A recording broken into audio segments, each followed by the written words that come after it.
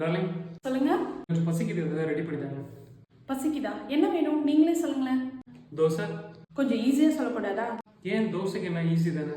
தோசை ஈஸியா? தோசைனா எவ்வளவு வேலை இருக்கு தெரியும்? தோசை ஊத்தணும்னா அதை எடுத்து வைக்கக்கூடிய பாத்திரத்தை கழுகணும், அதுக்கப்புறம் ஊத்துனதுக்கு அப்புறமாவும் ரிட்டன் கழுகணும். அதுக்கு யூஸ் பண்ணக்கூடிய கரண்டி, அதை தோசை ஊத்துறதுக்கு ஒரு கரண்டி, அதையும் ஊத்துறதுக்கு முன்னாடி கழுவணும், ஊத்துனதுக்கு அப்புறமாவும் கழுவணும். அதை எடுக்கக்கூடிய சட்டாப்பை இருக்கு இல்லையா, அதையும் ஃபர்ஸ்ட் கழுகணும், அதுக்கப்புறம் யூஸ் பண்ணதுக்கு அப்புறமாவும் கழுவணும். அதுக்கு யூஸ் பண்ணக்கூடிய தோசைக்கல்லை அதையும் கழுவிட்டு தான் யூஸ் பண்ணணும், மறுபடியும் கழுவணும். தென் இதெல்லாம் தாண்டி சட்னி அரைக்கணும்னா சட்னி அரைக்கக்கூடிய மிக்ஸி ஜாரை கழுவணுமா, தென் தேங்காய் திரும்பி அதுக்கப்புறமா அரைச்சதுக்கு அப்புறமாவும் கழுவணுமா. இவ்வளோ ப்ராசஸ் இருக்கு. துடைக்கிற ஐட்டம்னா தேங்காய் திருவுற இடத்த துடைக்கணும், தென் தாளிக்கிற இடத்த துடைக்கணும், அடுப்பை துடைக்கணும். இதுவும் தாண்டி உங்களுக்கு அவ்வளோ தோசை சுட்டு உங்க கையில கொண்டு வந்து கொடுத்தா எனக்கு 30 to 40 மினிட்ஸ் ஆகுது. எல்லாம் கொடுத்துட்டு நான் உங்ககிட்ட எப்படிங்க இருந்துச்சுன்னு கேட்டா பரவாயில்லப்பா அப்படின்னு